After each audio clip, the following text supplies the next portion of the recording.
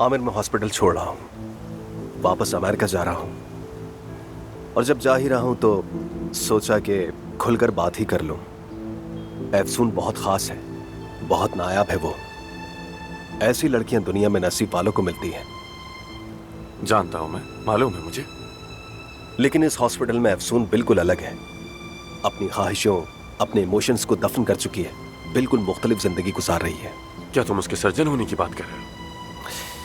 लगता है उसने तुम्हें सब कुछ बता दिया है। मैंने सोचा कि हम दोनों शायद दोबारा एक साथ हो जाए, लेकिन नहीं, ऐसा मुमकिन नहीं हो पाया।